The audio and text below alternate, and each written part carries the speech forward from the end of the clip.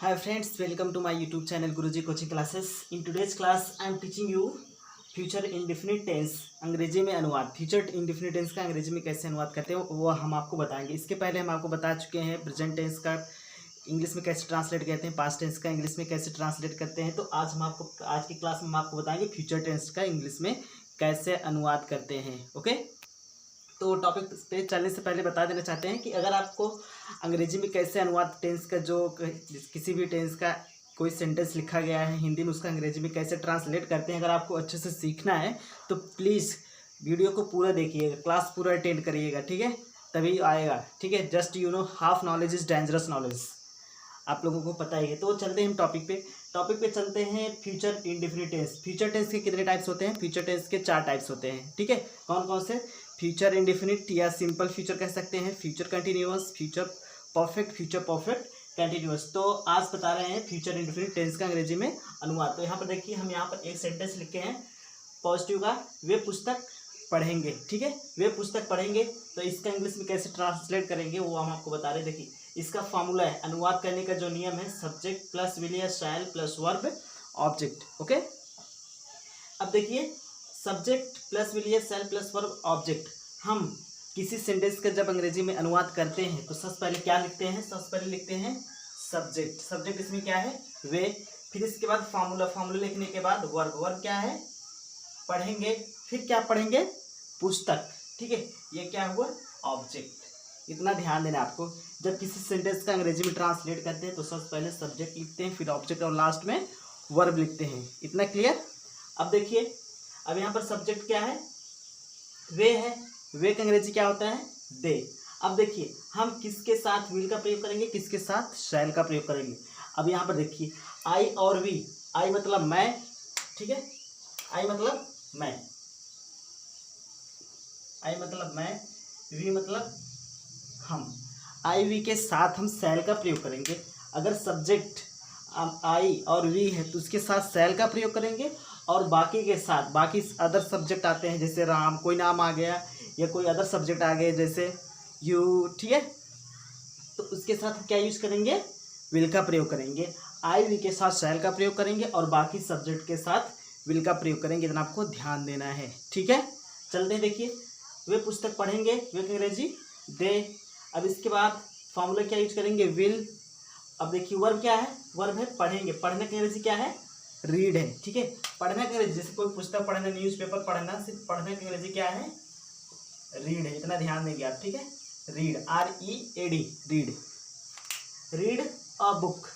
पुस्तक अंग्रेजी book. Read a book. They will read a book. इतना पूरा सेंटेंस हुआ. अब देखिए नेगेटिव का.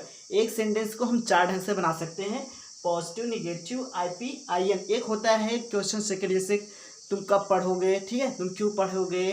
ठीक है, इसका कैसे ट्रांसलेट करते हो आपको आगे बताएंगे. सिर्फ आपको 5 बता रहे हैं, पॉजिटिव, नेगेटिव, IP, IN. ठीक है, अब देखिए, वे पुस्तक नहीं पढ़ेंगे. ठीक है, इसका फॉर्मूला देखिए, सब्जेक्ट प्लस विल या shall plus not plus verb plus object. Negative में क्या यूज कर देंगे? नॉट का प्रयोग कर देंगे. देखिए, वे पुस्तक नहीं पढ़ेंगे, they will not read a book. Clear? IP का देखिए, क्या वे पुस्तक पढ़ेंगे? विल या shall plus subject plus verb object. अब देखिए, इसमें ध्यान देंगे आप, विल सब्जेक्ट के पहले क्या है? विल या शैल, चूंकि ये IP का है. ठीक है, इंटरोगेटिव पॉजिटिव. अब देखिए, will they read a book. Clear? और देखिए, क्या वे पुस्तक नहीं पढ़ेंगे? विल या shall subject not verb object. Will they not read a book. ठीक है, अब इसका ये तो रहा ग्रामर के थ्रू से. अब इंग्लिश में जैसे हम बातचीत किसी से कम्युनिकेट करते हैं कि ठीक है, किसी से हम इंग्लिश में बातचीत करते हैं तो वहाँ पर हम क्या यूज करते हैं? ग्रामर का कम यूज करते हैं. ठीक है, तो देखिए, ग्रामर ये स्पोकन का जो स्पोकन के थ्रू से जब बताते हैं ग्रामर, ठीक है, वो क्या है? इसका फॉर्मूला देखिए, क्या वे पुस्तक नहीं पढ़ेंगे. इसका फॉर्मूला हो जाएगा विल या shall plus not subject verb object. Subject के पहले क्या आ जाएगा? नॉट आ जाएगा. ठीक है, तो शैल नॉट का शॉर्ट फॉर्म देखिए, IN में सैंड, ये शॉर्ट फॉर्म यूज करेंगे. शैल नॉट का शॉर्ट फॉर्म सैंड. ठीक, शैल प्लस नॉट. और विल नॉट का शॉर्ट फॉर्म ओंट. ओंट के बीच में कॉमा देंगे, N और T के बीच में कॉमा दे देंगे, हो जाएगा ओंट. ठीक है, विल या विल प्लस नॉट। क्लियर? तो यहाँ पर देखिए, क्या वे पुस्तक नहीं पढ़ेंगे, तो वे के साथ हम क्या यूज करेंगे, ये वे मतलब इसकी अंग्रेजी क्या है, दे के साथ क्या यूज करेंगे, विल का प्रयोग करेंगे। तो इसका शॉर्ट फॉर्म हो जाएगा won't they read a book. Understood? ये रहा फ्यूचर इंडेफिनिट टेंस का अंग्रेजी में अनुवाद। अब एक चीज़ यहाँ पर आप लोग ध्यान से देखिएगा, अभी हम इसको बता दिए प्रेजेंट, ये फ्यूचर इंडेफिनिट टेंस का इंग्लिश में कैसे अनुवाद करते हैं। एक सिर्फ एक ही है प्रेजेंट, ये फ्यूचर इंडेफिनिट। इसके बाद बता रहे हैं आपको फ्यूचर कंटिन्यूअस, फिर फ्यूचर परफेक्ट कंटिन्यूअस, सब हम आपको बताएंगे। लेकिन इतना हम आप लोगों से रिक्वेस्ट करते हैं, अगर आप जैसे पढ़ रहे हैं, ठीक है, तो आप अपने मन से कोई सेंटेंस लिखिए, कम से कम 2-3 सेंटेंस लिखिए, उसका 4-4 बनाइए, प्रैक्टिस करिए अपने मन से, ठीक है, तब आपको समझ में आएगा। एक बार हम बता दिए, फिर आप 2-3 बार आप अपने मन से प्रैक्टिस कर लीजिए। प्रैक्टिस करने के बाद जब आप अच्छे से रिटेन प्रैक्टिस कर लेंगे तो आप कभी नहीं भूलेंगे, ठीक है। जितना हम आपको बता रहे हैं आप उसको पढ़ते रहिए। क्लियर? अब देखिए, अब आपको बता रहे हैं हम फ्यूचर कंटिन्यूअस टेंस, ये फ्यूचर इंडेफिनिट टेंस का। सो आप देखिए फ्यूचर कंटिन्यूअस टेंस का,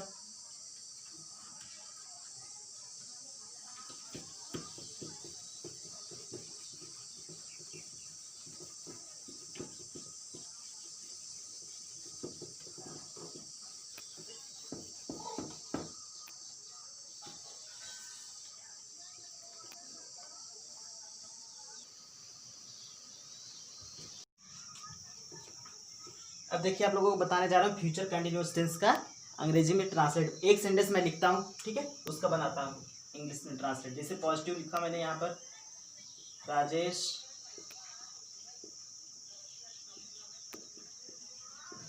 बाजार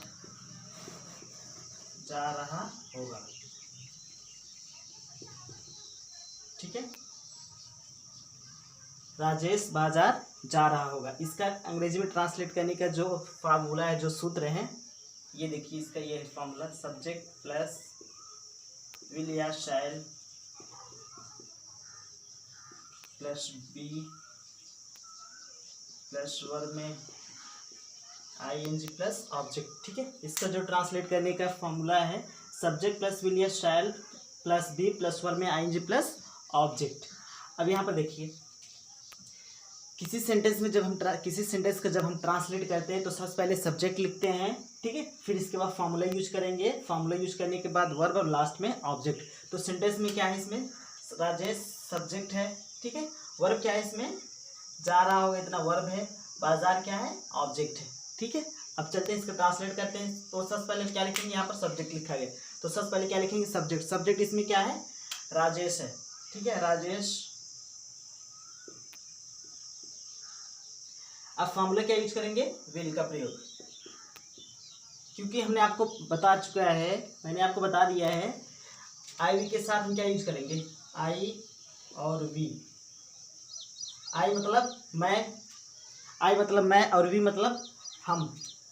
आई वी के साथ हम क्या प्रयोग करेंगे, शैल का प्रयोग करेंगे। और बाकी सब्जेक्ट जितने भी सब्जेक्ट आते हैं, इसके साथ क्या प्रयोग करेंगे, हम विल का प्रयोग करेंगे। इतना ध्यान देना। आई और वी, आई मतलब मैं, वी मतलब हम। आई वी के साथ शैल का प्रयोग करेंगे और बाकी अदर सब्जेक्ट आते हैं उसके साथ विल का प्रयोग करेंगे। तो राजेश के साथ हम क्या यूज करेंगे, विल। राजेश विल बी, ठीक है, राजेश विल बी। अब इसके बाद यहाँ पर क्या है, वर्ब। वर्ब क्या है, जाना।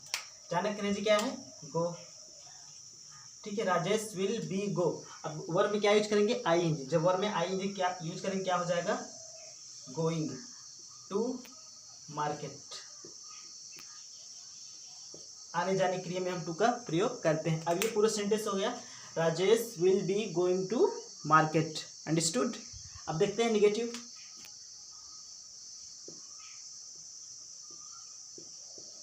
राजेश बाजार नहीं जा रहा है, नहीं जा रहा होगा।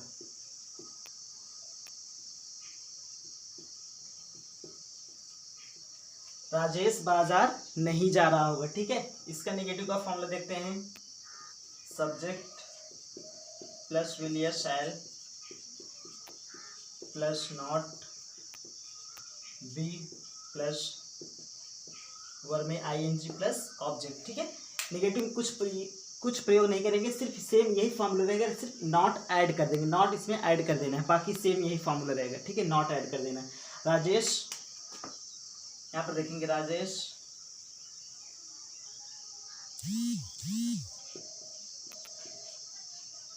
विल नॉट बी, नॉट क्या करेंगे, बी के पहले यूज कर देंगे, not be going to market. Okay, clear. आईपी देखिए, अब देखिए इसे क्या होगा, राजेश बाजार नहीं जा रहा होगा, subject will shall not, subject be verb में ING plus object, Rajesh will not be going to market. Clear. आगे देखते हैं आईपी इसका,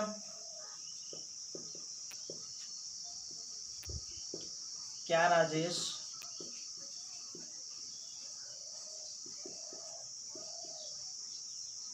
राजेश बाजार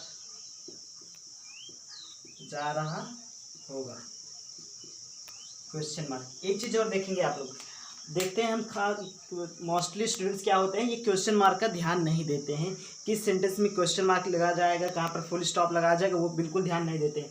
तो यहाँ पर आप क्वेश्चन मार्क जरूर देखेंगे, जैसे क्या राजेश बाजार जा रहा होगा, क्वेश्चन मार्क, इतना पूरा सेंटेंस सही है, क्वेश्चन मार्क आ गया, सही है, ठीक है। अगर यहाँ पर हम क्वेश्चन मार्क हटा देते हैं, ठीक है, पूर्ण विराम लिख देते हैं, कुछ भी नहीं लिखते हैं, ये सेंटेंस आपको पूरा हिंदी का सेंटेंस है, लेकिन फिर भी गलत है। क्यों गलत है, यहाँ पर क्वेश्चन मार्क रहेगा, क्वेश्चन मार्क अगर आप नहीं लगाएंगे तो गलत हो जाएगा। तो यहाँ पर आप मोस्टली करके देखेंगे, ठीक है, यहाँ पर देखते हैं। और आप ये और एक चीज़ देखिएगा, ये भी एक चीज़ हम और आप लोगों को बता देना चाहते हैं कि जितने कंपटीशन के जो एग्ज़ाम होते हैं, मोस्टली करके ये क्वेश्चन मार्क पूछा जाता है, उसमें लिखा जाता है कौन सा चिन्ह यूज किया जाता है, कौन सा चिन्ह अंग्रेजी में यूज किया जाता है। तो जैसे वहाँ पर दिया गया पूर्ण विराम, ठीक है, कॉमा, ठीक है, पूर्ण विराम कॉमा, और इसमें देते हैं और भी कोई चीज़ दे दिया जाता है, ठीक है, पूर्ण विराम कॉमा क्वेश्चन मार्क और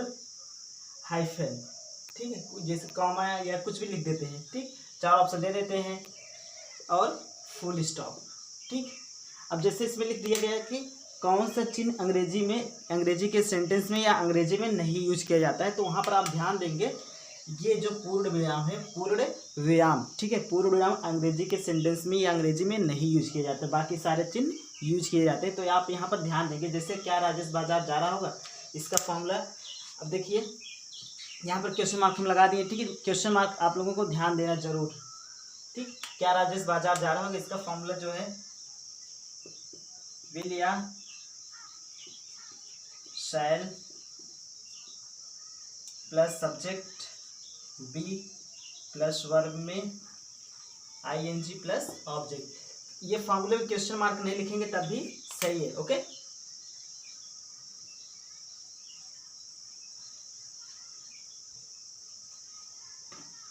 सॉरी, ठीक है, देखते हैं क्या राजेश बाजार जा रहा होगा, क्वेश्चन मार्क विल या शैल सब्जेक्ट बी वर्ब में आईएनजी प्लस ऑब्जेक्ट। तो यहाँ पर देखेंगे will Rajesh be going to market, okay, question mark. आईएन का देखिए, अब ये क्या हो गया, सब्जेक्ट के बाद भी आएगा, will Rajesh be going to market, understood. आगे देखते हैं आईएन का, क्या राजेश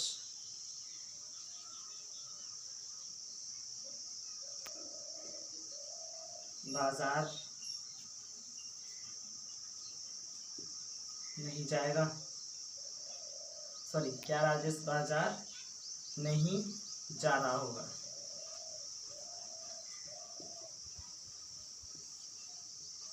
क्या राजेश बाजार नहीं जा रहा होगा। तो इसका फॉर्मूला देखेंगे आप,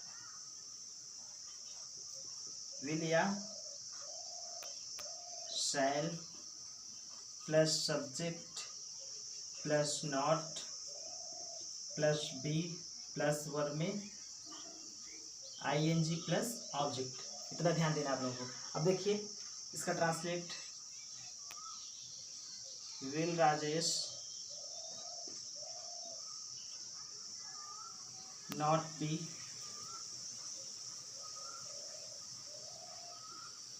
गोइंग टू स्कूल। ठीक है, will Rajesh not be going to school, ये रहा ग्रामर के थ्रू से। बिकॉज अब देखिए स्पोकन के थ्रू से हम, because I am teaching you how to speak in English. Okay, suppose that just I told you how just English is most important in modern era, because you know if you are in the Uttar Pradesh you need not speak in English. Okay, you can speak okay in Bhojpuri or Hindi, because everybody understands here. But if you are in any other state like Kerala, Karnataka, Maharashtra, etc., okay, just you know everybody doesn't understand Bhojpuri or Hindi. Okay, but you know everybody understands English. If you have knowledge about English, how to speak in English, just you can talk to them. Okay, you can share your ideas, you can share everything to them.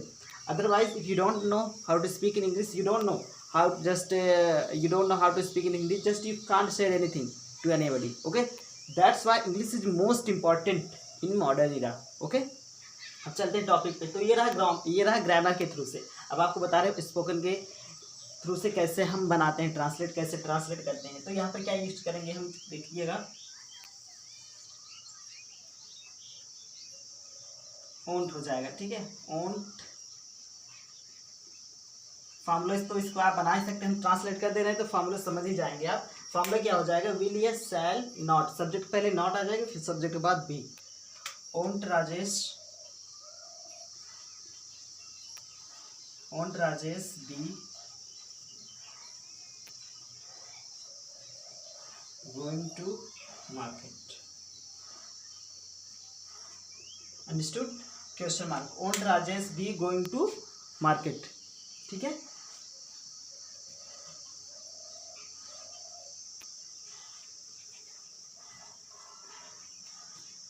अब देखिए इसका एक बार फिर से आप समझ लीजिए। Future continuous tense का इंग्लिश में कैसे ट्रांसलेट करते हैं। राजेश बाजार जा रहा होगा, इसका फॉर्मूला जो है सब्जेक्ट प्लस विल या शैल बी वर्ब में आईएनजी प्लस ऑब्जेक्ट। अगर सेंटेंस में सब्जेक्ट आई और वी, आई मीन्स मैं और वी मतलब हम, आई वी है तो उसके साथ हम क्या प्रयोग करेंगे, शैल का प्रयोग करेंगे। और बाकी सब्जेक्ट है तो उसके साथ क्या प्रयोग करेंगे, विल का प्रयोग करेंगे। इतना आप लोगों को ध्यान में रखना है। ठीक है, तो इसका फॉर्मूला देखिए, सब्जेक्ट प्लस विल या शैल, सब्जेक्ट विल या shall plus be plus verb में आईएनजी ऑब्जेक्ट। अब देखिए राजेश से साथ हम क्या प्रयोग करेंगे, विल का प्रयोग करेंगे, क्योंकि यहाँ पर आई के साथ शैल का प्रयोग करेंगे। Okay, Rajesh will be going to market. Negative देखिए, राजेश बाजार नहीं जा रहा होगा, subject will shall not be verb में ING object, Rajesh will not be going to market. क्या राजेश बाजार जा रहा होगा, विल या शैल सब्जेक्ट बी वर्ब में ING object, will Rajesh be going to market. Understood? आइए देखिए, क्या राजेश बाजार नहीं जा रहा होगा, इसका ग्रामर के थ्रू से जो है फॉर्मूला, विल या shall subject plus not be verb में ING plus object, will Rajesh not be going to school.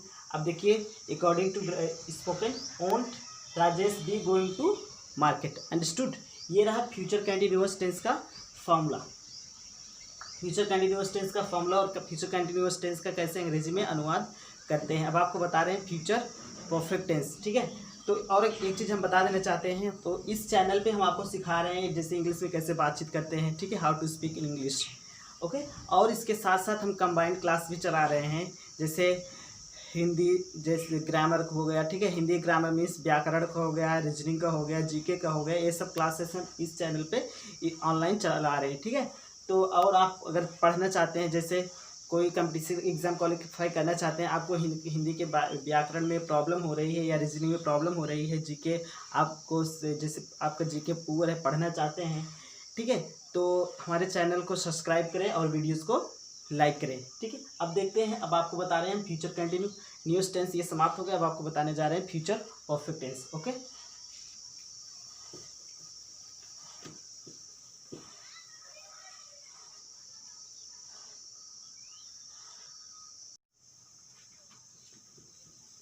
अब देखिए आप लोगों को बताने जा रहे हैं फ्यूचर परफेक्ट टेंस का इंग्लिश में कैसे ट्रांसलेट करते हैं। ठीक है, ध्यान से देखिएगा, फ्यूचर परफेक्ट टेंस, इसका कोई एक हम सेंटेंस लिखते हैं।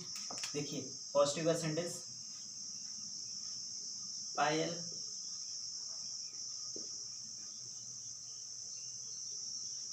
एक मिनट देखते हैं।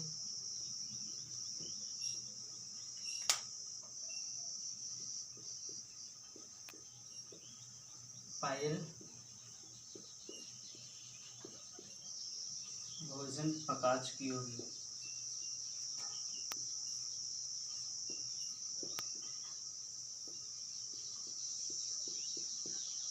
ठीक है, पॉजिटिव का सेंटेंस देखिए, पायल भोजन पका चुकी होगी, ये फ्यूचर परफेक्ट टेंस का है।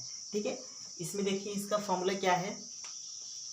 इसका फॉर्मूला जो है ट्रांसलेट करने का जो नियम है, सब्जेक्ट प्लस विल या शैल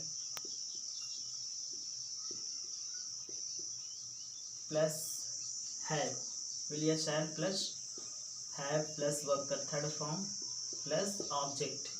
ठीक है, इसका जो ट्रांसलेट करने का नियम है, सब्जेक्ट प्लस विल या शैल, ठीक है, विल या shall plus have plus verb का थर्ड फॉर्म प्लस ऑब्जेक्ट, ये ऑब्लिक है। ठीक है, अब देखिए अगर इसमें चाहे, ठीक है, इसमें अगर हम कुछ भी लिख दें, जैसे अगर दे आई और वी है तो उसके साथ शैल का प्रयोग, और बाकी जितने भी सब्जेक्ट आते हैं सबके साथ विल का प्रयोग, और हैव सबके साथ वर्ब का थर्ड फॉर्म सबके साथ यूज करेंगे। ठीक है, इसको देखिए ट्रांसलेट कैसे करेंगे हम। सबसे पहले लिखेंगे सब्जेक्ट, सेंटेंस में सबसे पहले हम पहचान कर लेंगे सब्जेक्ट क्या है। सब्जेक्ट पायल है, पका चुकी की तरह पूरा वर्ब है, भोजन ऑब्जेक्ट है। अब देखिए इसका ट्रांसलेट, सबसे पहले सब्जेक्ट लिखेंगे, सब्जेक्ट क्या है, Payal. Payal will have, Payal will have. अब इसके बाद पका चुकी होगी, पकाने की अंग्रेजी क्या है, पकाने की अंग्रेजी, जैसे चाय पकाते हैं, खाना पकाते हैं, सबकी अंग्रेजी क्या है, उन सबकी अंग्रेजी कुक। पकाने की अंग्रेजी क्या है, कुक है, तो क्या लिखेंगे यहाँ पर, कुक। अब यहाँ पर एक चीज़ आप ध्यान देंगे, पकाना कुक है, अब यहाँ पर वर्ब क्या है, पकाना, पकाना की अंग्रेजी कुक। अब वर्ब का थर्ड फॉर्म क्या है, कुक का थर्ड फॉर्म क्या है, फर्स्ट, एक वर्ब का 3 फॉर्म होता है, फर्स्ट सेकंड थर्ड, तो पकाना का थर्ड फॉर्म क्या हो जाएगा, कुकड। यहाँ पर ईडी हम जोड़ देंगे। ठीक है, ईडी जोड़ देंगे, क्या हो जाएगा, कुकड हो जाएगा। पायल विल हैव कुकड, भोजन की अंग्रेजी फूड। ठीक है, Payal will have cooked food, understood. इसका नेगेटिव का देखिए,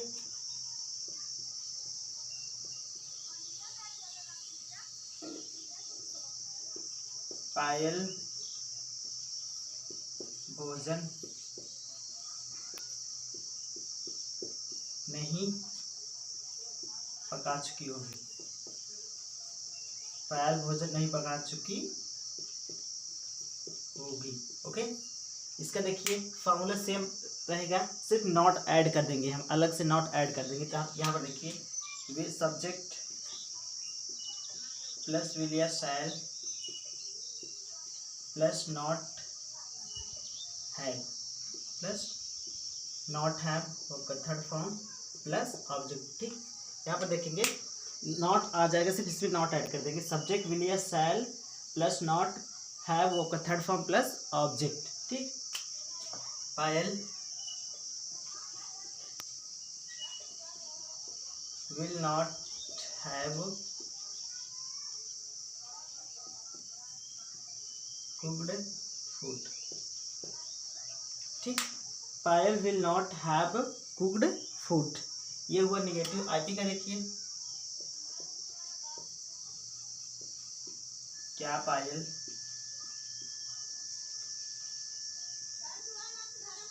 भोजन पका चुकी होगी, क्या पायल भोजन पका चुकी होगी, अंडरस्टूड। क्वेश्चन मार्क, जी बिल्कुल, क्वेश्चन मार्क आप ध्यान देंगे हर वक्त, हर सेंटेंस में। अब देखिए इसका फॉर्मूला हो जाएगा, विल या शैल, विल या shall plus subject have plus का थर्ड फॉर्म प्लस ऑब्जेक्ट। ठीक है, सब विल या शैल सब्जेक्ट हैव वर्ब का थर्ड फॉर्म प्लस ऑब्जेक्ट। अब देखते हैं यहाँ पर सब्जेक्ट पहले विल आ जाएगा, will Payal have cooked food. Okay, question mark. Will Payal have cooked food?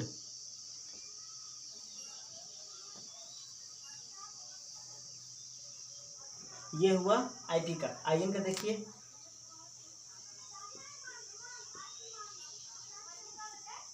क्या पायल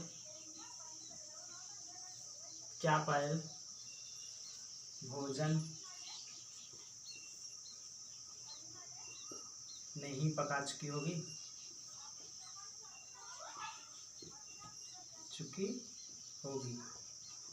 ओके, क्वेश्चन मार्क।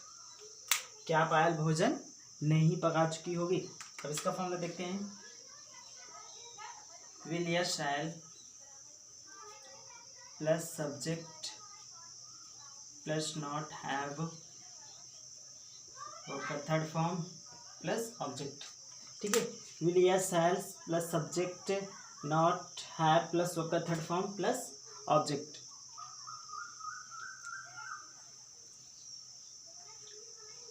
ठीक, will shell subject not have verb का थर्ड फॉर्म प्लस ऑब्जेक्ट। अब देखते हैं इसका ट्रांसलेट। विल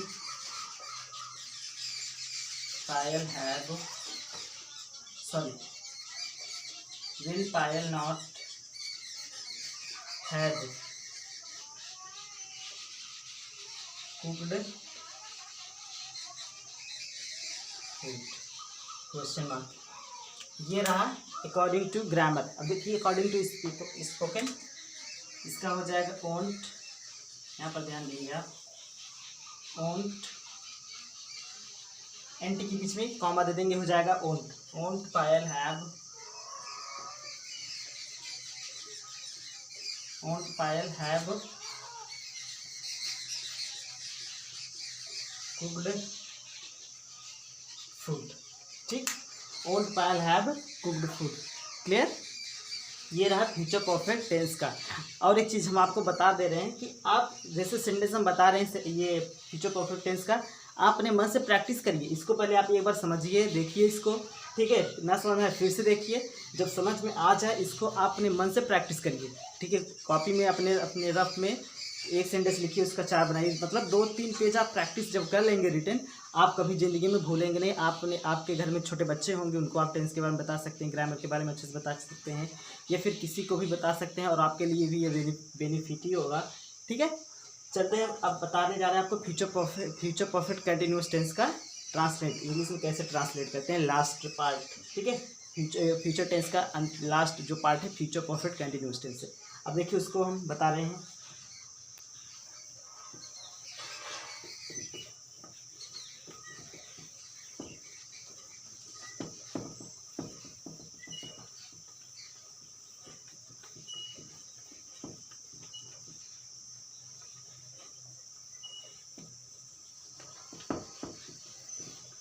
और एक चीज़ बता देना चाहते हैं आप लोगों को, और आपको हिंदी का जो व्याकरण होता है, रीजनिंग, जीके जो पढ़ना है, हमारे ये डिस्क्रिप्शन बॉक्स में जाकर आप उसके सब वीडियोस पा सकते हैं, आप पढ़ सकते हैं अच्छे से। ठीक है, देखते हैं फ्यूचर परफेक्ट कंटिन्यूअस टेंस का।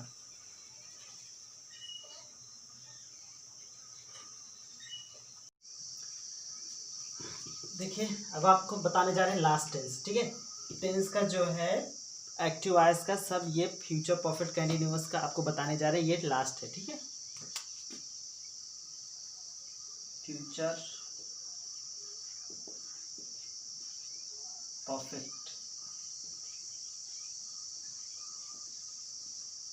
Perfect continuous tense.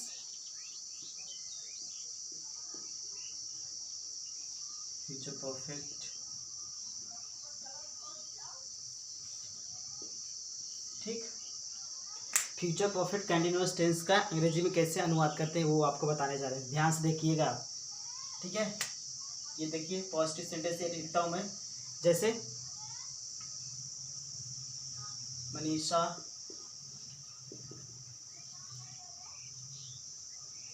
चार दिन से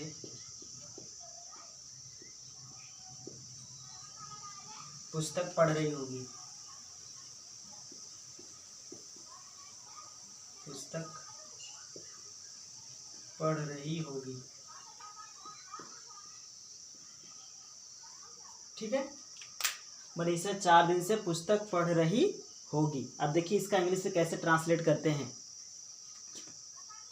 इसका देखिए फॉर्मूला जो है सब्जेक्ट प्लस विल या shall plus have been plus verb में आईएनजी प्लस ऑब्जेक्ट। एक चीज़ यहाँ पर देखिएगा, ग्रामर में आपको बताया जाता है और जैसे सिंस या फॉर प्लस टाइम लिखते हैं, आप फार्मूले में सिंस या फॉर या टाइम लिखें, ये जरूरी नहीं है सिंस फॉर या फार्मूले में लिखना जरूरी नहीं है, लिखें या ना लिखें तब भी आपका फार्मूला सही रहेगा। लेकिन जब इसका ट्रांसलेट करेंगे ना, इंग्लिश के ट्रांसलेट में सिंस या फॉर लिखेंगे टाइम के अनुसार। अगर टाइम निश्चित है तो सिंस और टाइम अनिश्चित है तो फॉर। अब देख लीजिए टाइम निश्चित और अनिश्चित कौन कौन से, हम आपको पिछली क्लास में भी बता चुके हैं, एक बार बता चुके हैं, क्या 2 बार मैंने बता दिया है। प्रेजेंट परफेक्ट कंटिन्यूअस में भी हमने आपको बता दिया है निश्चित समय और अनिश्चित समय कौन से हैं, और पास्ट परफेक्ट कंटिन्यूअस टेंस में भी मैंने बता दिया है कि निश्चित समय और अनिश्चित समय कौन कौन से। फिर से आपको बता दे रहे हैं फ्यूचर परफेक्ट कंटिन्यूअस टेंस में फिर से आपको बता दे रहे हैं कि निश्चित समय और अनिश्चित समय कौन कौन से। तो आप ध्यान से देखिएगा। देखिए अनिश्चित समय पहले देख लीजिए कौन कौन से हैं। अनिश्चित समय, ठीक, अनिश्चित समय देखिए जैसे घंटा, ठीक, जैसे 1 घंटा 2 घंटा 3 घंटा, ठीक। इसके बाद मिनट, 1 मिनट 2 मिनट 10 मिनट, जैसे मैं 10 मिनट से न्यूज़पेपर पढ़ रहा हूँ, ठीक। इसके बाद महीना, 1 महीना 2 महीना 6 महीने 7 महीने, पिछला पूरा महीना, ठीक है, कुछ भी। और दिन, दिन जैसे 1 दिन 2 दिन 10 दिन 7 दिन 5 दिन, कुछ भी, ठीक है। तो घंटा मिनट महीना दिन ये सब क्या है, अनिश्चित टाइम है। अनिश्चित के लिए हम क्या यूज करेंगे, फॉर का प्रयोग करेंगे, ठीक है।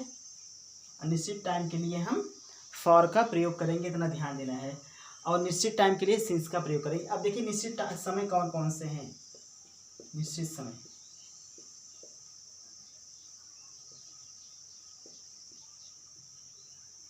निश्चित समय जैसे बजे,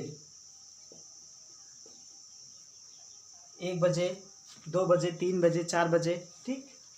वर्ष, 1 वर्ष 2 वर्ष 3 वर्ष 4 वर्ष।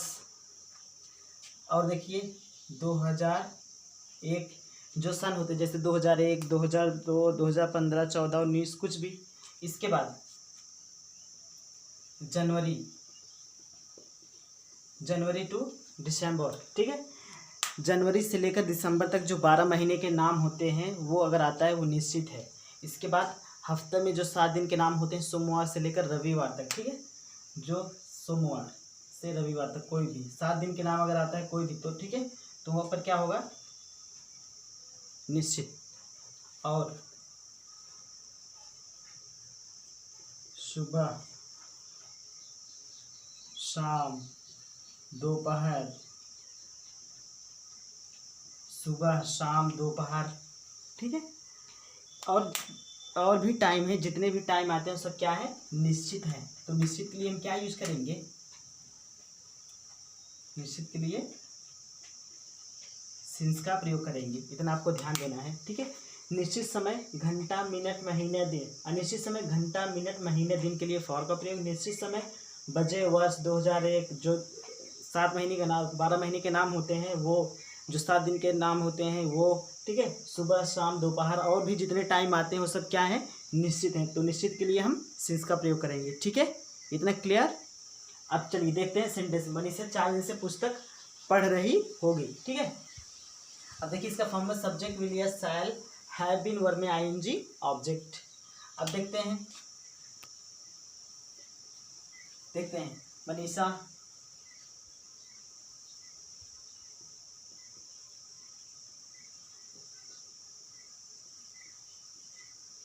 Will have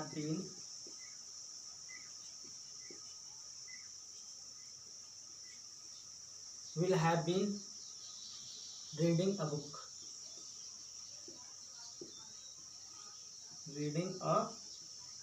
book. अब यहाँ क्या है, 4 दिन, ठीक है, क्या है 4 दिन से, तो दिन क्या है यहाँ पर देखिए अनिश्चित है, अनिश्चित के लिए हम क्या यूज करेंगे फॉर, ठीक है, अनिश्चित के लिए फॉर 4 days। क्लियर, इतना क्लियर हुआ? ओके, अब देखते हैं इसका हो गया पूरा। Manisha will have been reading a book for 4 days, confirm. अब देखते हैं निगेटिव का।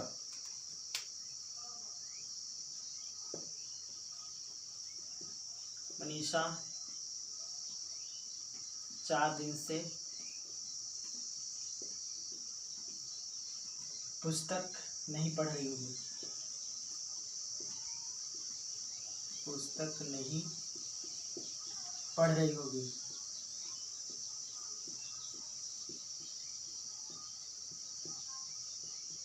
ठीक है, मनीषा 4 दिन से पुस्तक नहीं पढ़ रही होगी। नेगेटिव का इसका फॉर्मूला देखिए, सब्जेक्ट प्लस विल या shall plus not have plus been plus verb में आईएनजी प्लस ऑब्जेक्ट। ठीक, और एक चीज़, आप लोग फार्मूला जितने टेंस हमने आपको बता दिया है, तो आप फार्मूला एकदम रट डालिए, ठीक है, फार्मूला रिटन प्रैक्टिस कर डालिए आप, तभी आप कोई सेंटेंस आसानी से इंग्लिश में ट्रांसलेट कर सकते हैं, ठीक है, अदरवाइज नहीं। तो आप इसको रिटन प्रैक्टिस करिए, कैसे भी फार्मूला रट डालिए, ठीक है। जब आपको फार्मूला अच्छे से बेहतरीन आ जाएगा, कोई भी आप सेंटेंस फटाफट इंग्लिश में ट्रांसलेट कर सकते हैं। ठीक, देखते हैं। Manisha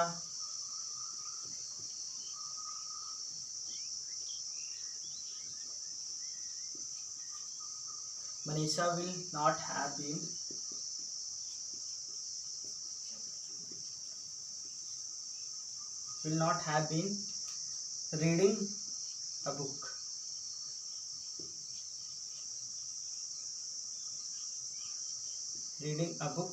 for 4 days।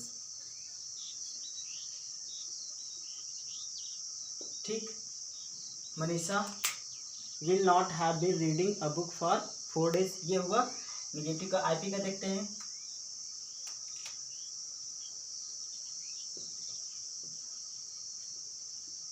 क्या मनीषा 4 दिन से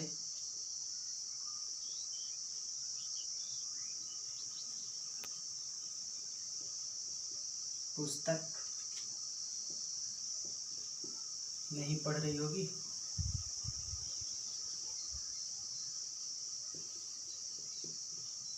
ठीक, question mark.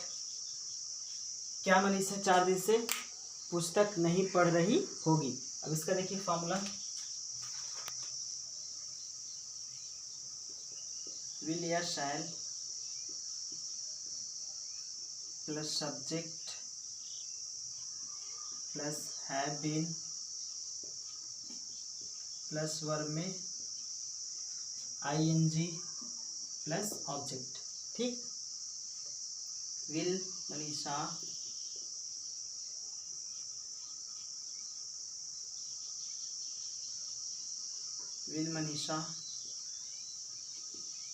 have been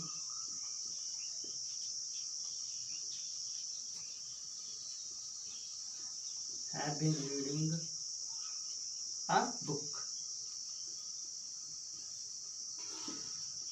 for 4 days। Okay, question mark. देखते हैं, will Manisha have been reading a book for 4 days। Clear, आगे देखते हैं। आईएन,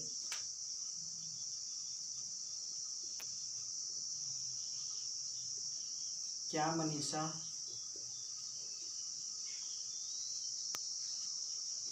4 दिन से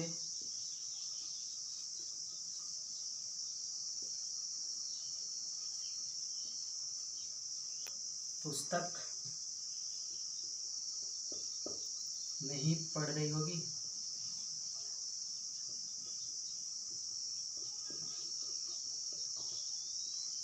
अंडरस्टूड?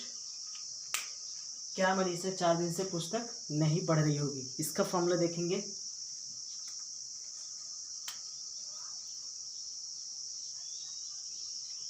विल या शैल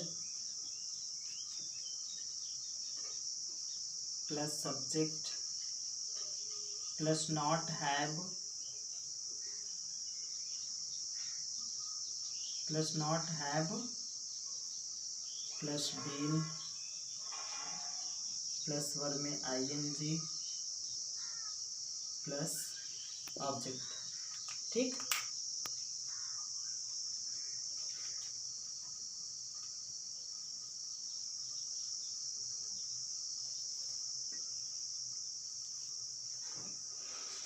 ठीक है। देखते हैं, विल या shall subject not have been verb में आईएनजी प्लस ऑब्जेक्ट। देखते हैं इसका। Will Manisha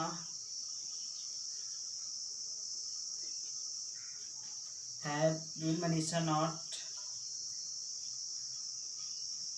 have been reading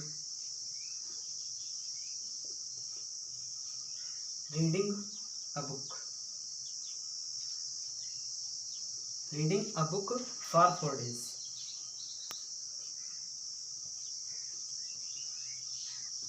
okay, question mark. Will Manisha not have been reading a book for 4 days। Clear. और अकॉर्डिंग टू स्पोकन कैसे मैंने बताया है आपको, अपने मन से प्रैक्टिस करिएगा इसका। ओंट हो जाएगा, won't Manisha have been reading a book for 4 days। Clear. तो ये पूरा टेंस का future perfect continuous tense, future tense का पूरा चारों पार्ट समाप्त हुआ। ठीक है। प्रत्येक टेंस का टेंस 3 प्रकार के होते हैं, प्रेजेंट टेंस, पास्ट टेंस और फ्यूचर टेंस। प्रेजेंट टेंस के 4 प्रकार होते हैं, चारों प्रकार हम आपको बता चुके हैं। पास्ट टेंस के भी 4 प्रकार होते हैं, चारों प्रकार हमने बता दिया है। और फ्यूचर परफेक्ट कंटिन्यूअस टेंस का ये आज पूरा समाप्त हो गया। ठीक है। फ्यूचर टेंस के 4 प्रकार होते हैं, हमने आपको ये पूरा बता दिया है। ठीक है। अब मिलते हैं आपको नेक्स्ट क्लास में नेक्स्ट वीडियोज़ के साथ। ठीक, तब तक के लिए धन्यवाद। Thank you.